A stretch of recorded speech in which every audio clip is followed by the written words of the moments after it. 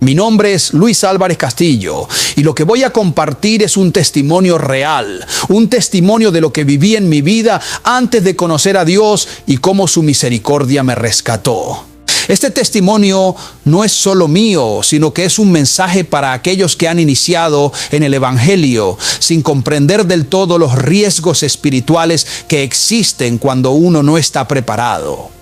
Dios ha permitido que yo pase por este proceso para que otros puedan aprender y ser advertidos. Antes de llegar a los pies de Cristo, yo era un hombre completamente perdido en el mundo. Vivía de fiesta en fiesta, sin rumbo, sin control, entregado a todo lo que me produjera placer momentáneo. Me gustaba la música, las reuniones hasta la madrugada, los velorios donde se contaban historias sin fin y me involucraba en todo tipo de situaciones, excepto en el consumo de drogas.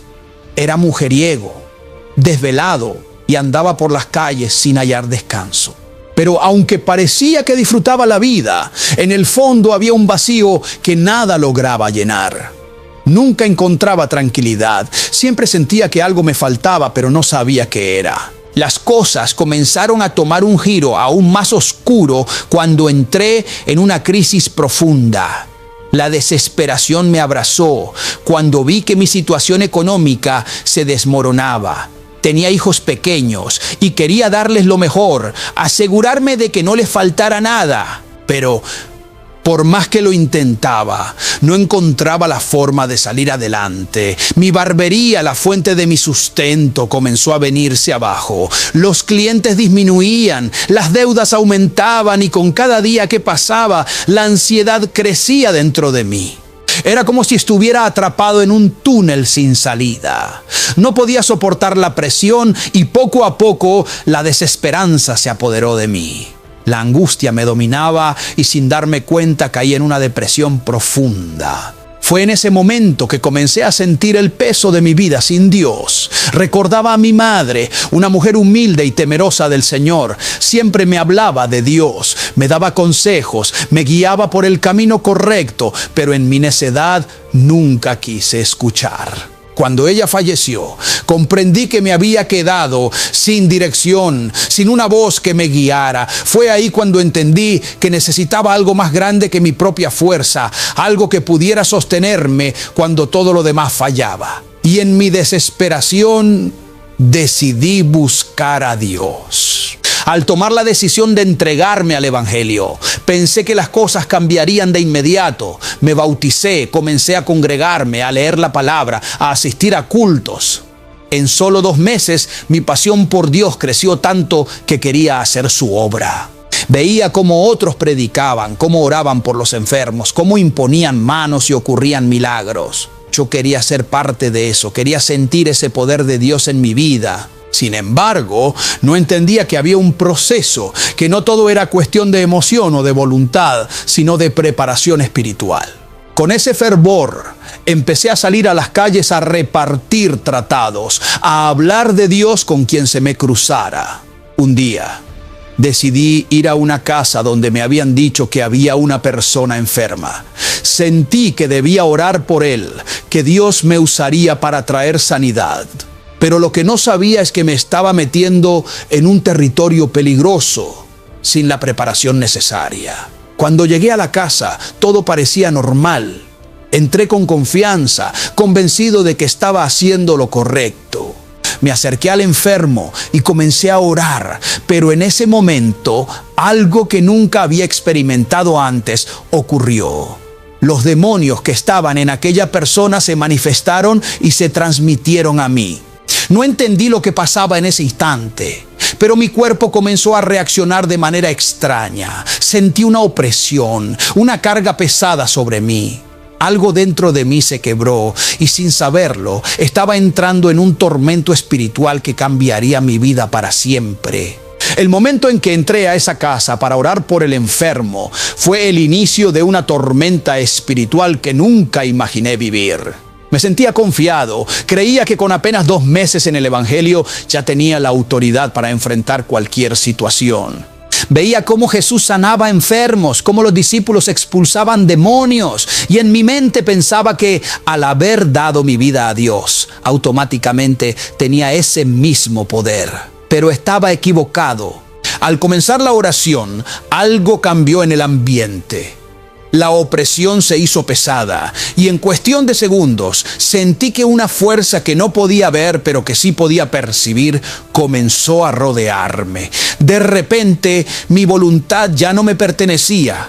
Una presión inexplicable se apoderó de mí, como si manos invisibles me estuvieran sujetando.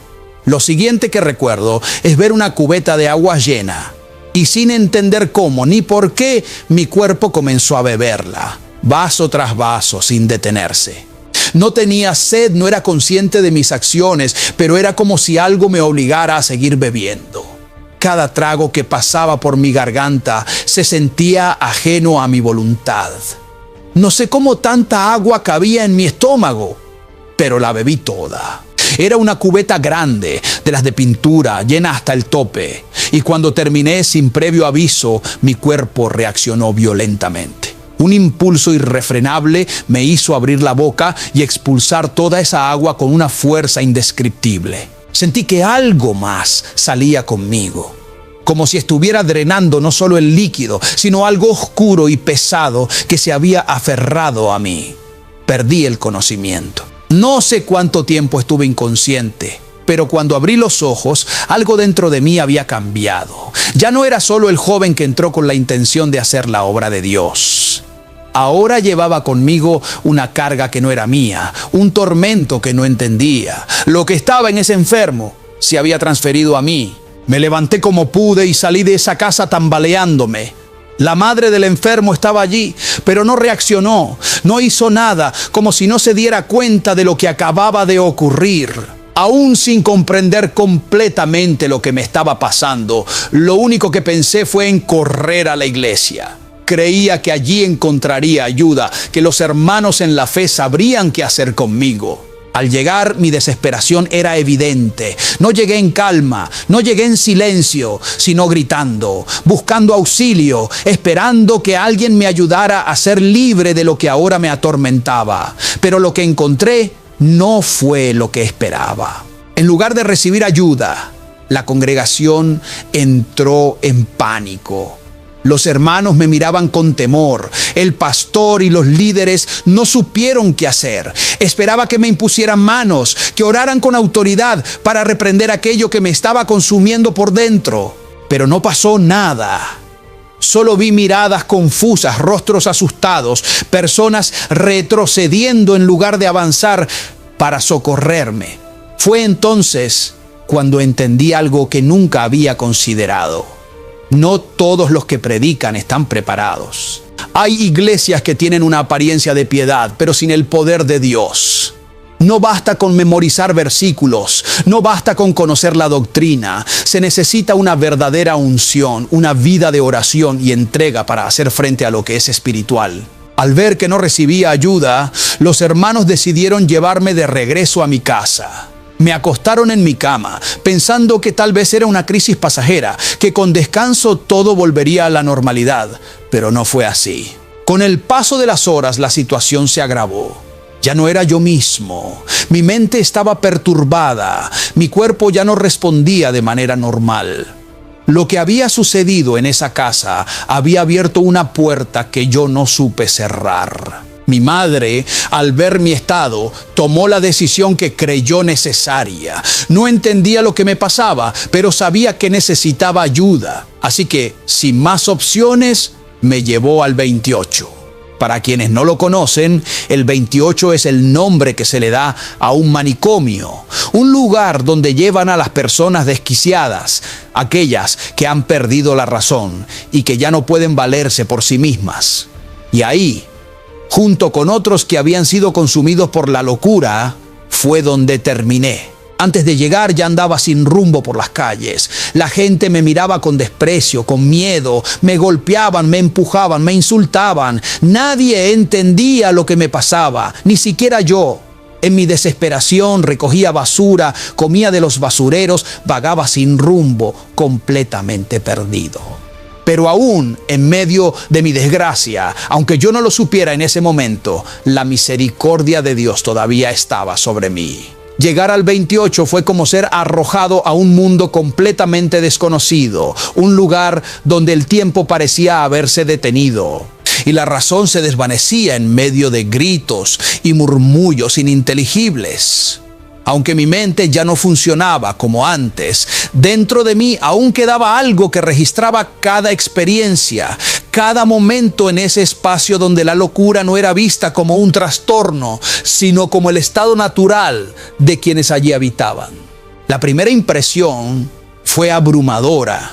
Me llevaron a un cuarto aislado, un espacio frío, sin ventanas, donde las paredes parecían absorber cualquier intento de cordura. No entendía completamente lo que me pasaba, pero sabía que algo dentro de mí estaba roto. Me ataron, sujetaron mis manos y mis pies con correas y luego trajeron un aparato que nunca olvidaré. Me colocaron un casco que tenía cables conectados a una fuente de electricidad. Sentí cómo me ajustaban los grilletes y antes de que pudiera reaccionar, encendieron la corriente. Un choque de 220 voltios recorrió todo mi cuerpo. La descarga eléctrica fue brutal. Un dolor indescriptible que se apoderó de cada músculo, de cada fibra de mi ser. Mis ojos se tornaron blancos. Mis extremidades se contrajeron sin control. Y mi mente quedó atrapada en un torbellino de sombras y gritos que no podía entender. Sentía que estaba muriendo, que me desvanecía en una espiral de sufrimiento. Cuando la electricidad cesó, mi cuerpo quedó inmóvil. Me dejaron tirado en el suelo, esperando que reaccionara. Tardé minutos en recuperar algún tipo de control sobre mis extremidades. Primero moví los dedos, luego las manos, y finalmente logré abrir los ojos. Este proceso se repitió varias veces, semana tras semana. Me sometían a descargas eléctricas, intentando calmar la locura que me poseía. Pero no entendían que mi estado no era producto de una enfermedad mental común, sino de una batalla espiritual en la que nadie allí estaba preparado para intervenir.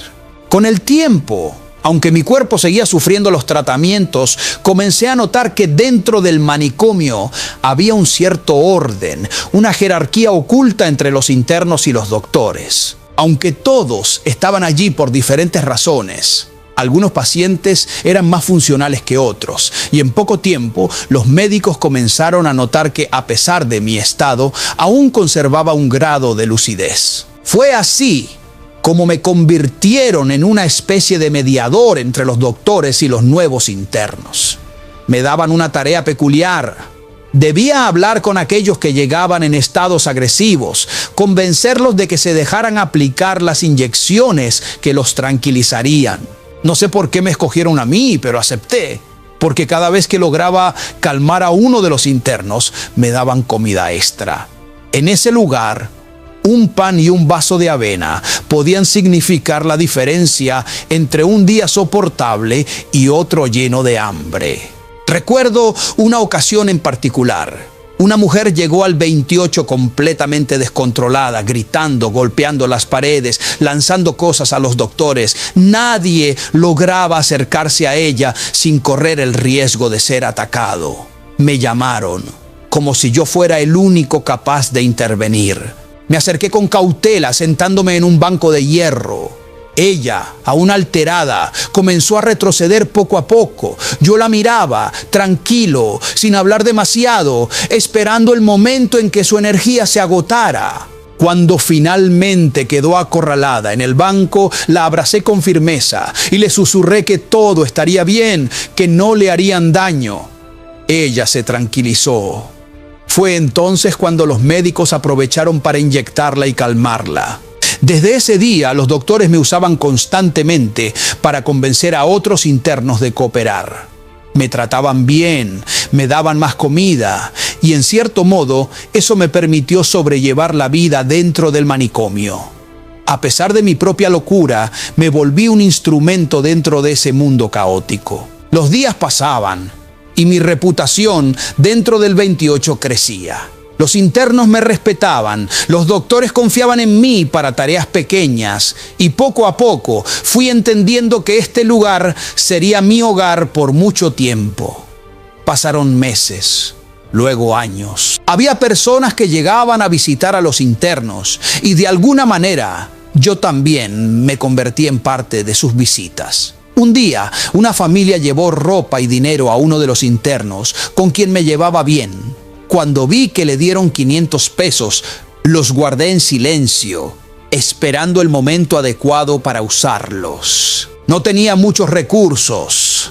Mi familia vivía lejos y apenas podían visitarme, así que cualquier oportunidad para conseguir algo extra la tomaba. Pero los familiares regresaron antes de lo que esperaba y me preguntaron por el dinero. No me quedó más remedio que entregarlo.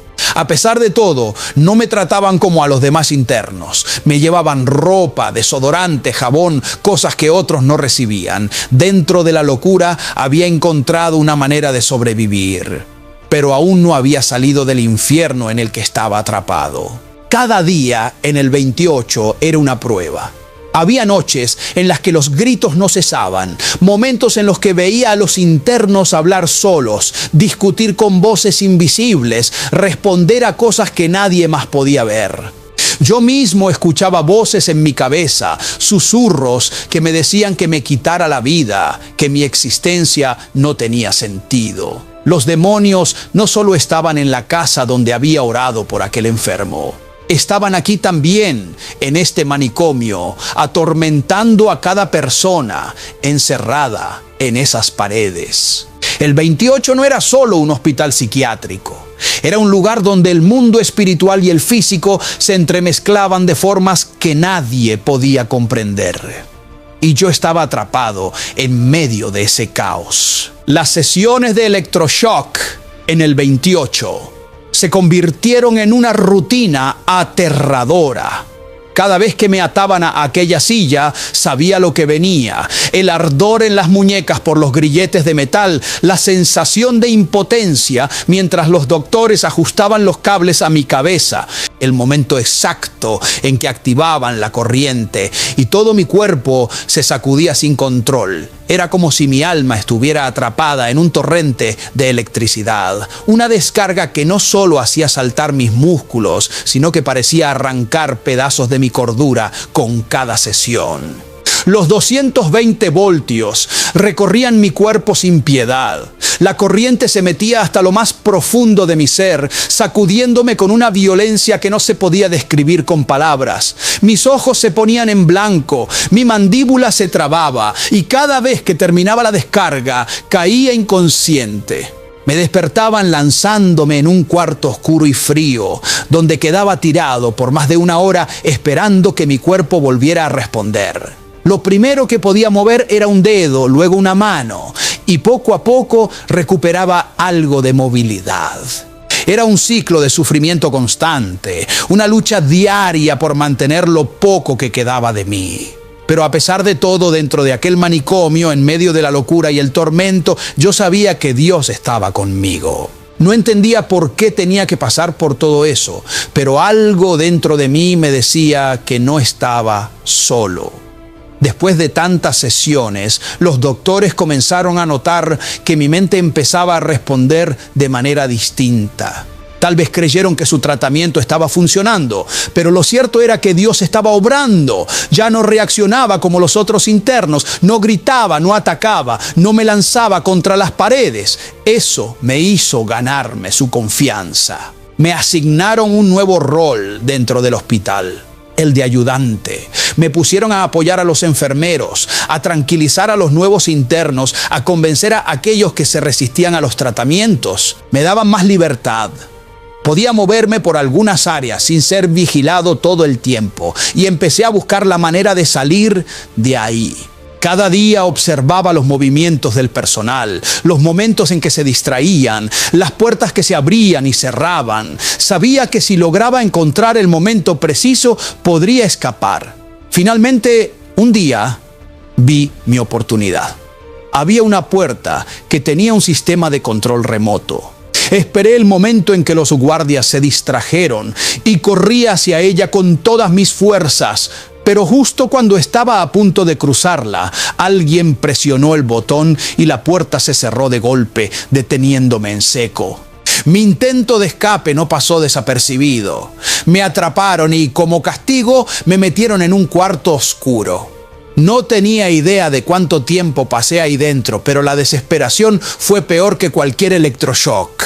La oscuridad era absoluta, el silencio se rompía solo por los gritos de otros internos en la distancia y el miedo se colaba en mi mente como una sombra que amenazaba con consumir lo poco que quedaba de mi razón. Después de aquel castigo, me di cuenta de que escapar no sería fácil, pero aún así no estaba dispuesto a rendirme. Cuando me dieron nuevamente libertad dentro del hospital, retomé mis planes de huida.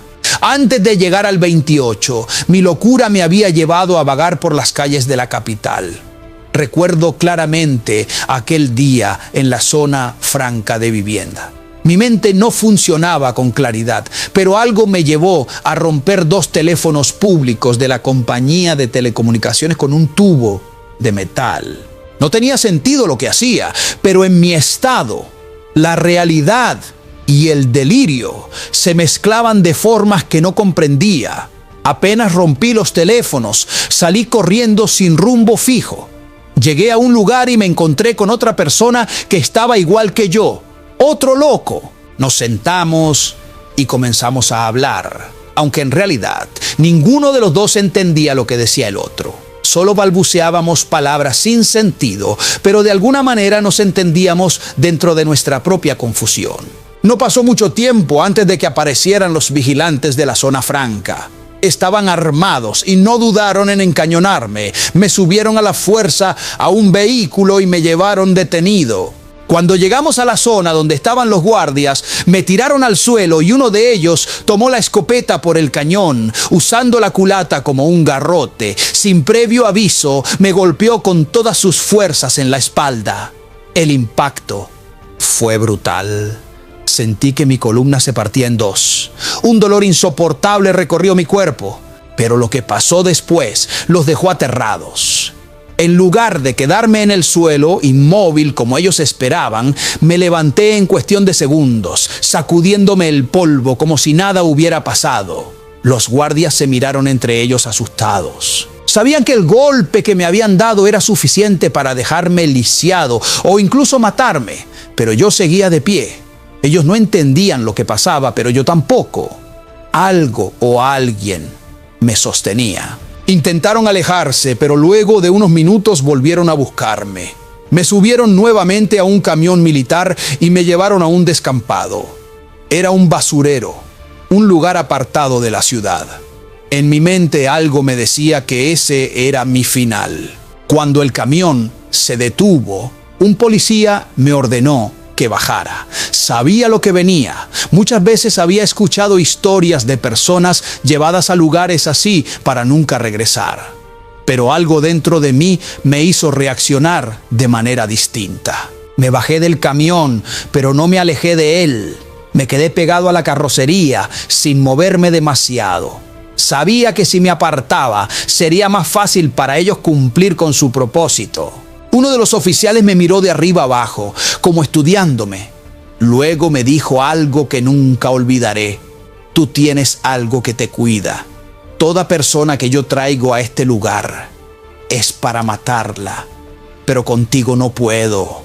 Hay algo que te cubre que no me deja tocarte. No entendí de inmediato lo que pasaba, pero sus palabras resonaron en mi mente. Había algo en mí, una protección que incluso ellos podían sentir. Después de unos minutos de silencio, el jefe del grupo hizo una señal y todos bajaron sus armas. Me quitó las esposas y sin decir nada más, me indicó que podía irme. El que no la debe, no la paga. Fue lo último que me dijo antes de subirse al camión y marcharse. Me quedé de pie en medio de aquel basurero sin saber qué hacer. Luego comencé a caminar sin rumbo fijo hasta que finalmente llegué a donde estaba mi familia. Pero mi regreso no fue como esperaba. Mi locura era conocida en el barrio. Mi presencia causaba temor. Me apuntaban con pistolas, me golpeaban, me lanzaban piedras. Nadie quería tenerme cerca. Para ellos, yo ya no era una persona. Era solo un loco más deambulando por las calles. A pesar de todo lo que había vivido, aún no había tocado fondo. Todavía faltaban muchas cosas por pasar antes de que Dios me restaurara completamente. El tiempo en las calles fue un infierno sin descanso. Mi locura se había extendido como un rumor por el barrio y la gente ya no me veía como un ser humano, sino como un problema que debía ser evitado o castigado. Recuerdo claramente a un muchacho que sin motivo aparente se ensañaba conmigo. Me veía como un niño indefenso, como alguien de quien podía burlarse sin consecuencias. A cada oportunidad me golpeaba sin razón, me daba bofetadas y se reía como si fuera un juego. Al principio lo soporté en silencio. Mi mente estaba demasiado fragmentada como para reaccionar. Pero un día, algo dentro de mí se quebró. Cuando él se descuidó, agarré un palo que estaba cerca y sin pensarlo, se lo estampé en la cara. Apenas sintió el impacto, me miró con furia y sin pensarlo, lanzó una pedrada que me dio en la espalda con una fuerza brutal. El dolor me recorrió el cuerpo, pero en mi estado, el dolor físico ya no significaba mucho. La justicia de Dios no tardó en alcanzarlo. Semanas después, aquel joven que se creía intocable intentó robarle un anillo de oro a un muchacho sin saber que era hijo de un jefe importante. Cuando el padre del joven llegó con la policía, trató de razonar con él, pero no hubo solución. Frente a todos, sin mediar más palabras, le dieron 2 tiros en las piernas. Yo lo vi con mis propios ojos. Aún en mi locura, entendí que Dios tenía su manera de ajustar las cuentas. Pero mi lucha personal estaba lejos de terminar. No solo era el desprecio de la gente lo que me atormentaba, sino también las voces que susurraban constantemente en mi cabeza. No eran pensamientos míos, eran órdenes, palabras que parecían venir de un lugar oscuro e incontrolable. Mátate, quítate la vida, no vales nada. Al principio intenté ignorarlas, pero cada día eran más persistentes. No importaba cuánto caminara o cuán lejos fuera, esas voces me seguían. Empecé a pensar que la única salida era obedecerlas. Una noche tomé un cuchillo con la intención de clavármelo en el pecho. Cuando lo acerqué a mi piel, sentí el filo tocando mi carne, pero en el último momento algo me detuvo. Una duda se apoderó de mí. Pensé: esta muerte va a doler demasiado. Necesito algo que no duela. Intenté de nuevo, pero la idea del dolor me hizo retroceder. Busqué otra manera. Me acosté en la cama con la intención de dejarme caer de cabeza para romperme el cuello. Pero cuando estaba a punto de hacerlo, en el último segundo, instintivamente metí las manos para amortiguar la caída. Una vez más, la muerte me evadió. Entonces decidí que tenía que hacerlo de un modo definitivo. Me levanté en la madrugada y caminé hasta el puente de la 17. Era de noche. La ciudad estaba en silencio. No había nadie a esa hora, ningún carro, ninguna persona. Era el momento perfecto. Me subí al borde del puente, mirando el vacío debajo de mí. Tomé aire. Me preparé para saltar. Ya no veía otra opción, ya no había razón para seguir. Pero justo cuando iba a lanzarme, una voz tronó en el aire. «No es tu tiempo». Me congelé en seco. Miré a mi alrededor, pero no había nadie. Pensé que era mi imaginación, pero la voz se repitió. Esta vez más fuerte, más firme, más innegable. «Te dije que no es tu tiempo». Antes de que pudiera reaccionar, una luz cegadora me envolvió por completo. Era tan brillante que me dejó completamente sin visión. No veía nada, solo blanco. Sentí un escalofrío recorrerme el cuerpo y un calor extraño llenarme por dentro. No entendía qué estaba pasando. Sin poder ver, empecé a caminar por el borde del puente, tambaleándome, guiado por una fuerza invisible. No caí, no tropecé, solo caminé hasta llegar a la otra orilla. Fue entonces cuando la luz desapareció y mi vista volvió. Me desplomé en el suelo, temblando. En ese momento supe que algo más grande que yo estaba obrando, que no era casualidad que todavía estuviera vivo. Las voces se silenciaron. Caminé sin rumbo hasta llegar a los Tres Brazos. No sabía hacia dónde iba, pero el deseo de morir se había esfumado. Aún estaba sumido en mi locura, pero una chispa de conciencia me decía que Dios me había rescatado de aquel puente, que Él mismo había intervenido para impedir que acabara con mi vida. A pesar de esto, mi familia aún no encontraba una solución para mi estado. Querían ayudarme, pero no tenían recursos. Lo único que pudieron hacer fue amarrarme con cadenas. Me ataron como si fuera un animal, como si mi existencia fuera un peligro. Me daban de comer ahí mismo, me bañaban con mangueras, esperando que con el tiempo mi mente mejorara. Pero dentro de mi locura todavía quedaban rastros de astucia. Un hombre del barrio que vendía drogas se acercó a mí un día y me dijo que tenía una cegueta que le había cambiado a un adicto por droga. Vi en eso mi oportunidad de liberarme. Pasé noches enteras cortando las cadenas. Al principio la cegueta no era lo suficientemente filosa, pero fui paciente. Día tras día desgastaba el metal poco a poco. Finalmente, en la tercera noche, logré debilitar el último eslabón. Me quedé quieto esperando la oportunidad perfecta. Cuando el reloj marcó las 6 de la tarde, me solté y salí corriendo. Mi única meta era alejarme lo más posible. Corrí hasta una avenida y vi una guagua pública. Me subí sin pagar, solo tenía la intención de alejarme. El cobrador se me acercó exigiendo el pago, pero en mi mente solo había caos. No pensaba con claridad y cuando me habló con un tono agresivo, mi instinto fue darle una bofetada y salir corriendo. Así seguí de un lugar a otro, sin rumbo, sin control, sin destino. En un punto terminé en un cuartel. No recuerdo cómo llegué allí exactamente, pero lo que sí recuerdo es que un guardia me apuntó con un arma. ¿Qué fue lo que pasó?, me preguntó. Yo no sabía qué responder. Estaba atrapado en un cuerpo que no podía controlar, en una mente que no me pertenecía. No podía detener el proceso por el que estaba pasando. Solo sabía que tenía que seguir avanzando. Pero aunque mi locura me hacía perderme en el caos, de vez en cuando una chispa de conciencia regresaba. No todo lo que vivía era una alucinación. Había cosas reales, cosas que no solo yo veía. Muchas veces veía a otros locos hablando solos, peleando con algo que no estaba ahí, gritando al aire. Pero yo sabía la verdad. No estaban hablando solos, estaban discutiendo con demonios. Lo veía en sus ojos, en la forma en que reaccionaban. Era algo que los demás no podían entender. Pero para mí era claro, porque yo también escuchaba esas voces, las mismas que me habían dicho que me matara. Las mismas que me habían llevado al borde de la muerte más de una vez.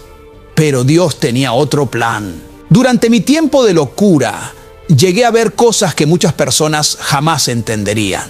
No solo era la confusión en mi mente, sino lo que pasaba a mi alrededor. Había momentos en los que podía ver cómo otros locos hablaban solos. Gesticulaban, peleaban con el aire, reían o discutían con alguien que nadie más podía ver. Pero yo sabía lo que realmente ocurría. No estaban hablando solos, estaban conversando con demonios. Los demonios no se ven físicamente con los ojos naturales, pero se pueden percibir espiritualmente. Los locos que vagaban por las calles, que deambulaban sin rumbo, que dormían en basureros, no estaban solos. Algo los guiaba, algo les hablaba. Los espíritus inmundos se aprovechaban de sus mentes debilitadas, los atormentaban, los usaban para crear caos. Había visto locos que llegaban a un lugar y de la nada comenzaban a caminar en círculos, dando vueltas como si marcaran un territorio. No pasaban ni minutos después de que se iban y ya había pleitos, machetazos, discusiones violentas. La gente no lo entendía, pero yo sí. Ellos no llegaban solos, llegaban con legiones, con entidades que buscaban destruir. Era el mismo patrón de siempre. El caos los seguía y donde ellos pasaban, algo malo sucedía. Recordé entonces la historia del endemoniado gadareno, el hombre que vivía entre los sepulcros, que nadie podía atar ni con cadenas, que gritaba día y noche, hiriéndose a sí mismo. Lo mismo pasaba con los locos de la calle. Muchos de ellos no habían nacido así. No era algo natural, era provocado. La locura no llega de la nada, algo la causa. Puede ser una pérdida, un golpe emocional, una decepción amorosa, la ruina económica, el abandono de la familia, la desesperanza total. Un hombre puede volverse loco por el dolor de perder un hijo, por la traición de una mujer, por la pérdida de una fortuna que tardó toda una vida en construir. Y en esos momentos de vulnerabilidad es cuando los demonios entran y comienzan su obra de destrucción. Primero los atormentan con pensamientos, los ahogan en tristeza, los llevan a la desesperación y cuando el hombre ya está débil, lo arropan por completo y lo lanzan a la locura. La brujería también juega un papel en esto. Hay quienes creen que han sido embrujados, que alguien les ha hecho un trabajo para hacerlos perder la cabeza. Pero la verdad es que la brujería solo tiene poder sobre aquellos que creen en ella. Así como la fe en Dios nos protege, el miedo al diablo nos hace vulnerables. Recuerdo una historia que siempre me impactó. Un día un amigo mío, el profeta Willy, estaba predicando con su megáfono en la calle. Caminaba por un sector donde la gente creía mucho en la brujería. En un punto del camino vio en el suelo 150 pesos, pero al lado del dinero había un polvo extraño. Todo el mundo evitaba ese dinero, nadie se atrevía a tocarlo porque pensaban que tenía un trabajo de brujería. Willy, sin miedo, recogió los billetes, se fue a comprar empanadas y jugo de chinola. Comió tranquilamente y siguió su camino sin que nada le pasara. Esto demuestra que el poder del enemigo solo tiene efecto sobre los que le abren la puerta con miedo. Porque cuando uno anda en la verdad, cuando uno tiene la certeza de que Dios es el único con autoridad, ninguna obra del enemigo puede tocarlo. Yo mismo viví una experiencia con la brujería sin saberlo. En mi proceso de recuperación llegué a vivir en una casa donde todo parecía normal. La mujer que me recibió me trataba como familia, me brindó un espacio donde quedarme. Pero con el tiempo empecé a sentir algo extraño en aquel lugar. Las noches eran pesadas. Había una sensación de opresión, un ambiente de carga espiritual que no podía explicar. Un día, mientras la familia no estaba en casa, fui a la cocina y sentí una presencia negativa moviéndose a mi alrededor. Cuando abrí la puerta, vi un altar encendido con velas, frutas y objetos extraños. Toronjas, piñas, cañas, guineos, eran ofrendas, pero yo no tenía miedo. Sabía que Satanás siempre intenta engañar con símbolos, con supersticiones. Así que sin pensarlo dos veces tomé una de las frutas y me la comí. Para el mundo espiritual de la oscuridad aquello era una blasfemia, pero para mí era solo una fruta y nada me pasó. Eso confirmó lo que ya entendía. Los demonios no tienen poder sobre nosotros a menos que se los demos. No tienen autoridad en la vida de alguien que se aferra a Dios. La gente cree que los brujos tienen poder, pero ¿qué tipo de Dios es ese que vive en casas rotas, que se viste con harapo, que necesita velas y sangre para manifestarse? Dios no necesita de esas cosas. Dios es luz, poder y autoridad. En mi proceso de sanidad entendí muchas cosas. Vi lo que otros no ven. Comprendí que la locura no es solo una enfermedad mental, sino muchas veces un ataque espiritual. Vi cómo los demonios operaban en los locos de la calle, cómo los usaban para llevar mensajes de muerte, cómo los enviaban a lugares específicos para desatar peleas y conflictos. Pero también entendí algo más grande. La misericordia de Dios es más fuerte que cualquier poder de las tinieblas. Dios no permitió que yo muriera en mi locura. No permitió que el enemigo cumpliera su propósito en mí. Porque cuando Satanás pensaba que me tenía atrapado, Dios ya tenía preparado mi escape. Cuando el mundo me daba por perdido, Dios ya tenía listo mi rescate. Y hoy aquí estoy, vivo para contar lo que el enemigo quiso destruir. Vivo para testificar de la grandeza de Dios. La oscuridad espiritual opera de manera muy parecida a la luz. Así como el Espíritu Santo se manifiesta cuando se le invoca con fe y devoción, también los demonios responden a aquellos que los llaman, a los que abren las puertas de sus vidas para que entren. No hay diferencia en el método, solo en la intención y el resultado. Los demonios no están en todas partes, pero tienen territorios donde se establecen, donde encuentran un espacio propicio para actuar. Un altar sin presencia demoníaca es solo un conjunto de objetos sin valor, pero cuando alguien los invoca, cuando se les da acceso, entonces entran y comienzan a moverse. No tienen poder por sí mismos, sino por el permiso que las personas les otorgan con su miedo, con sus prácticas, con sus creencias cerradas. Lo más triste es que quienes los siguen viven en miseria. Los brujos, los santeros, los que dicen tener poder sobre la oscuridad, son personas sumidas en la pobreza, en la escasez.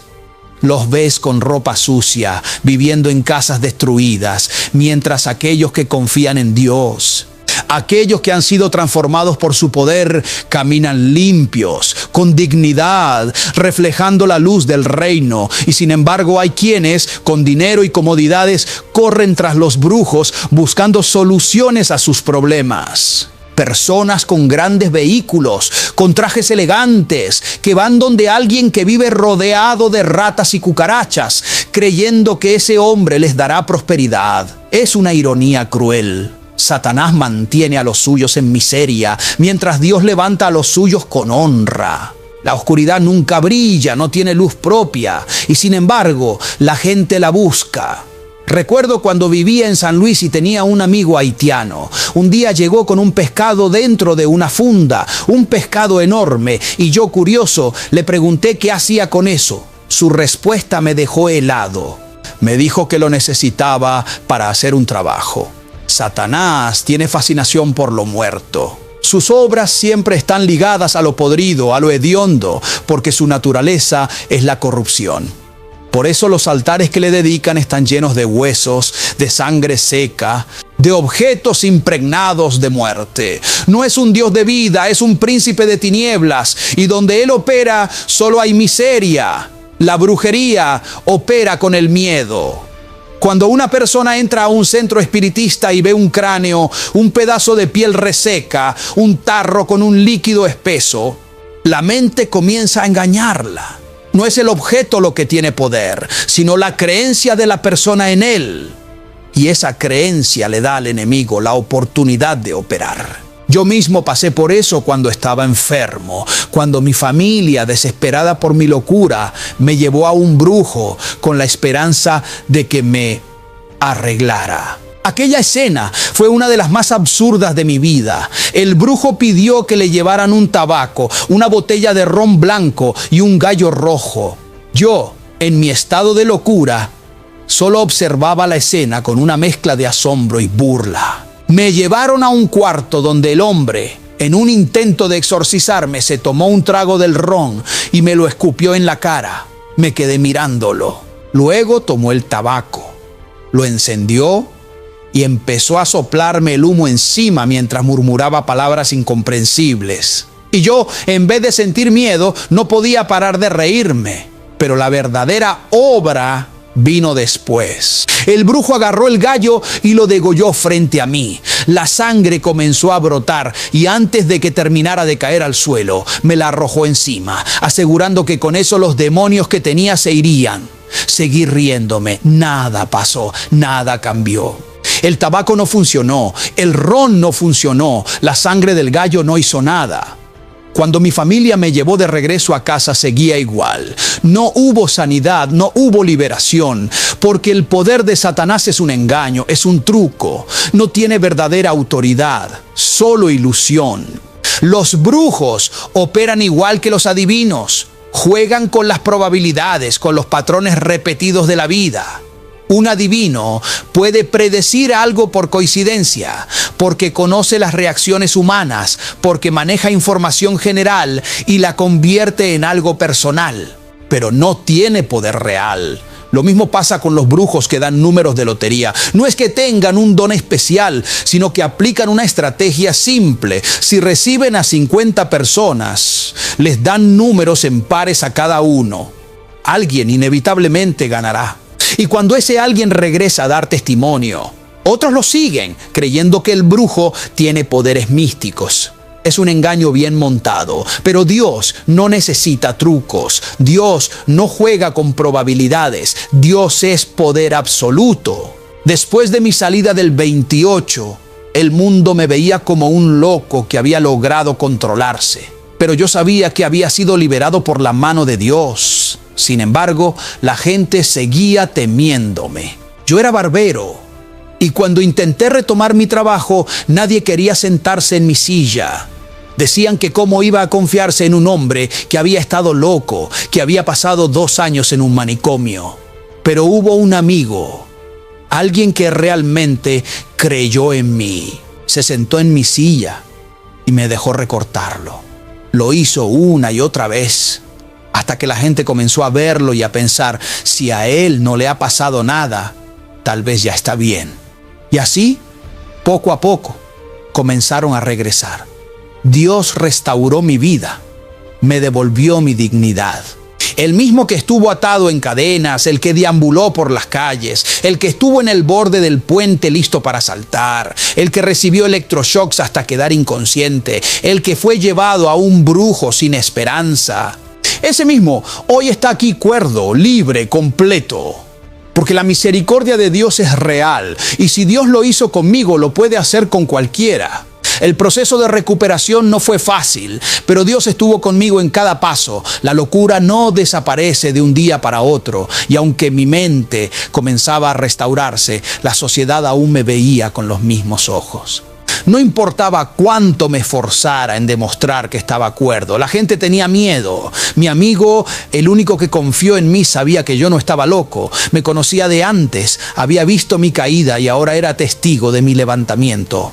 Pero para la gente, para aquellos que me vieron vagando, comiendo de la basura, sin rumbo y sin control, la idea de que yo estuviera bien era difícil de aceptar. Los locos, cuando se recuperan, siguen llevando el estigma de su pasado. Es como si nadie creyera en la restauración total. Lo que muchos no entienden es que hay momentos en la vida en los que Dios permite que uno toque fondo, no como castigo, sino como llamado. Muchos de los que terminan en la locura, en la calle, en el vicio, fueron llamados por Dios, pero decidieron ignorarlo. Y cuando el hombre rechaza el llamado divino, algo siempre sucede. Alguna sacudida lo lleva a mirar hacia arriba, a darse cuenta de que solo en Dios está la salida. Dios permite que el hombre pase por el fuego para luego sacarlo como oro. Lo mismo que pasó con Pedro. Antes de recibir el Espíritu Santo, Pedro negó a Jesús 3 veces, actuando con miedo y debilidad. Pero cuando fue investido de poder, se convirtió en un hombre diferente, con autoridad y sin temor. Cuando me reconcilié con Dios, cuando volví a entregarle mi vida, algo dentro de mí cambió por completo. Ya no era el mismo hombre que deambulaba sin rumbo. Ya no era el que se dejaba arrastrar por las voces que lo atormentaban. Ahora buscaba la presencia de Dios con fervor. Pasaba noches enteras en los montes, orando, ayunando, buscando revelación. Sabía que no podía simplemente salir de nuevo a predicar sin estar preparado. Ya había pasado por eso, había cometido ese error. Y esta vez no iba a permitir que la ignorancia me llevara al mismo abismo. En esos montes, rodeado solo de naturaleza y la presencia de Dios, mi mente se fortaleció. Sentía como cada oración me purificaba, como cada ayuno me daba más claridad. Algunos cristianos me veían y decían que estaba loco. Pero esta vez no era la locura de antes, era una locura diferente. Era la locura de los que buscan de Dios sin descanso. Cuando alguien se entrega por completo al Señor, el mundo lo tilda de fanático, de exagerado. Pero no me importaba, prefería ser llamado loco por el mundo y cuerdo ante los ojos de Dios. Después de mucho tiempo de preparación, sentí que por fin era el momento de salir a hacer la obra de Dios. No fue inmediato, no tomé esa decisión a la ligera. Aprendí la lección. Ya no era el hombre inexperto que con apenas 2 meses en el Evangelio salió sin preparación a enfrentar un mundo espiritual que desconocía. Esta vez estaba lleno de autoridad. La primera vez que salí después de mi recuperación fue con un grupo de cristianos a un hospital. Recuerdo el caso de una niña enferma, con una condición que le impedía retener los alimentos. Cada vez que intentaban alimentarla, vomitaba todo. Oramos por ella y en ese momento sentí algo descender sobre mí, algo diferente. Era un fuego, un calor intenso que recorría mi cuerpo. No era emoción, no era simple fe. Era el poder de Dios manifestándose. Con convicción le dije a los padres de la niña, denle de comer. Ellos dudaron. Llevaban tanto tiempo viendo a su hija enferma que temían intentarlo una vez más. Pero al final lo hicieron. Y esta vez la leche pasó sin que la niña la vomitara. Ahí entendí que Dios me había dado una nueva oportunidad. Que ahora sí estaba preparado para salir, que el Espíritu Santo estaba conmigo. Pero aprendí algo aún más importante. Cuando Dios te liberta, tienes que cuidar esa libertad. Lo que una vez te atrapó, si te descuidas, volverá a visitarte. Muchos piensan que una vez que han sido liberados, la batalla termina, pero la realidad es que Satanás no suelta tan fácil. Los mismos demonios que antes me atormentaban, en ocasiones intentaban regresar, tratando de encontrar alguna puerta abierta. Y si no estaba vigilante, si bajaba la guardia, podrían haber encontrado una manera de volver. Por eso entendí que la vida cristiana no es un evento, sino un proceso continuo. No basta con ser libre una vez, hay que mantenerse libre. No basta con recibir sanidad, hay que cuidar esa sanidad. Dios no hace nada en vano. Si me sacó de la locura, fue porque tenía un propósito conmigo.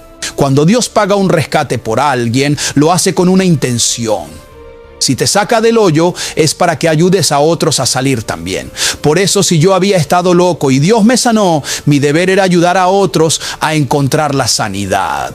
Porque la gracia que recibimos no es para guardarla, sino para darla. Muchos dicen, qué suerte que me sané, pero la suerte no existe. Lo que existe es la misericordia de Dios. Cuando alguien sobrevive a un accidente, cuando alguien escapa de una tragedia, no es por casualidad. Es porque Dios tiene un propósito, y cuando el propósito aún no se ha cumplido, la muerte no puede tocarte. Si Dios no ha dicho que es tu tiempo, no importa cuántas veces el enemigo lo intente, no lo logrará.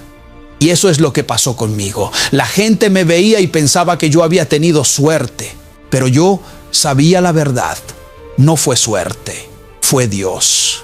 Después de todo ese proceso de transformación, mi vida comenzó a tomar un rumbo diferente. Ya no era aquel hombre que deambulaba sin rumbo, ni el que la gente evitaba con temor en la mirada. Ahora, con mi mente restaurada y mi espíritu fortalecido, me dediqué a servir a Dios con compromiso y entrega. Todavía no había predicado en campañas, pero donde quiera que iba, testificaba de lo que Dios había hecho en mí. Cada vez que hablaba, sentía cómo la profecía fluía, cómo Dios usaba mi boca para llevar un mensaje. Y eso es lo que me mantiene firme, porque un día le dije a Dios con sinceridad, si no tengo nada que hacer en tu camino, me voy a salir. No quería estar en el Evangelio por costumbre, ni por apariencia. Quería saber que Dios tenía un propósito conmigo, que mi vida no había sido restaurada en vano.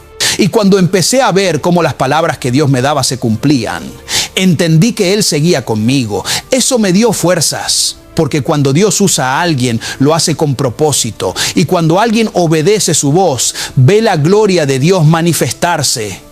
A los padres que hoy tienen hijos pasando por una situación de locura, desesperación, opresión o depresión, les digo, no busquen en los brujos, no busquen en los médicos lo que solo Dios puede hacer, porque el que sana la mente y el alma es Él. Ni la medicina más avanzada, ni la terapia más costosa pueden restaurar lo que solo Dios puede transformar. Muchas veces Dios permite estas situaciones para llamar la atención de los padres, para hacerlos reflexionar. A veces es el ser más querido el que Dios usa para tocar una familia, para hacer que busquen de Él. Porque hay maldiciones que se arrastran en los hogares, maldiciones generacionales que pasan de abuelos a padres, de padres a hijos.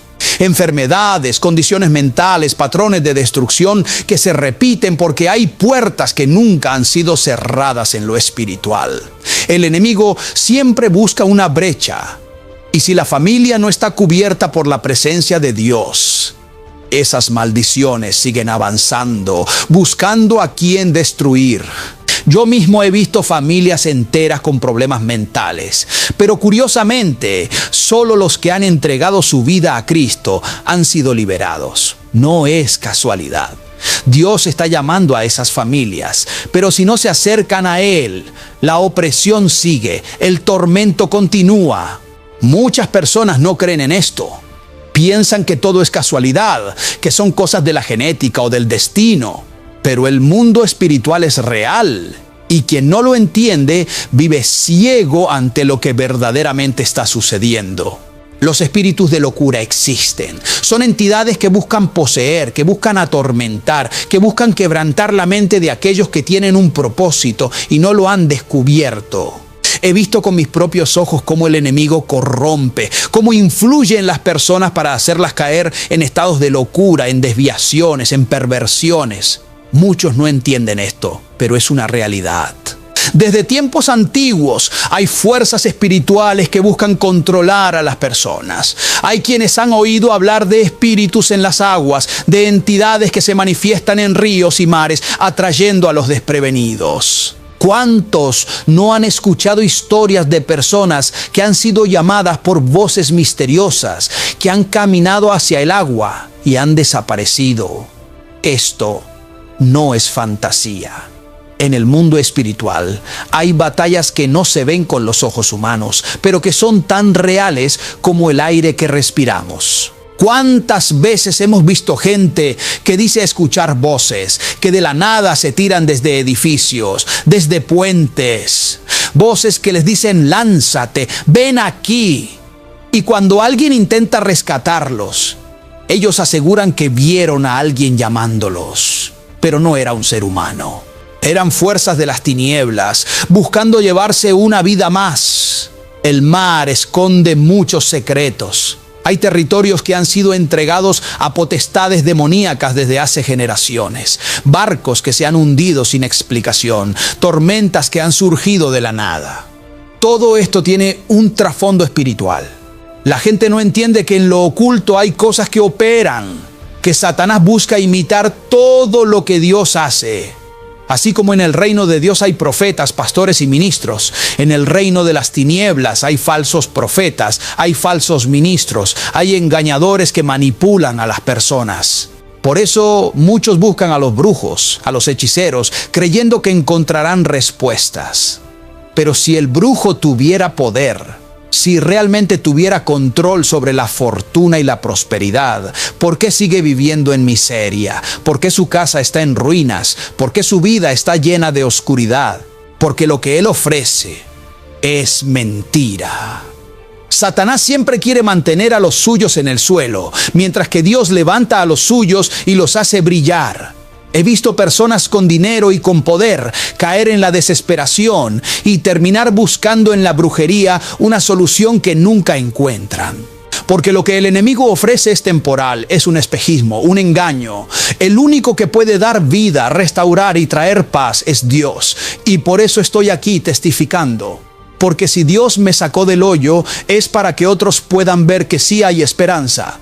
Si yo que estuve perdido, que fui declarado loco, que fui golpeado, humillado, rechazado, hoy estoy aquí cuerdo, restaurado, lleno del Espíritu Santo, es porque Dios tuvo misericordia de mí. Y esa misericordia también está disponible para cualquiera que la busque.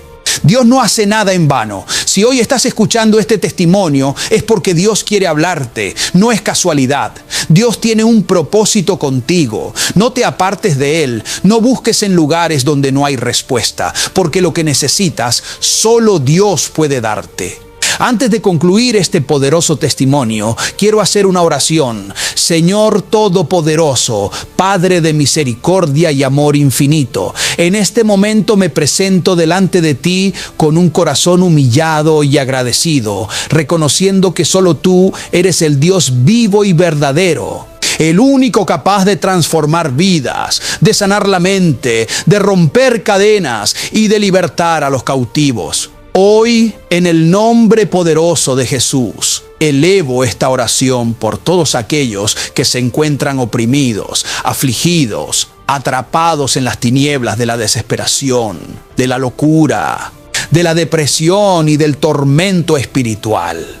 Clamo por cada persona que ha sido atacada por el enemigo, por aquellos que han escuchado voces de muerte, que han sido tentados a quitarse la vida, que han sentido el peso de la opresión en sus mentes y corazones.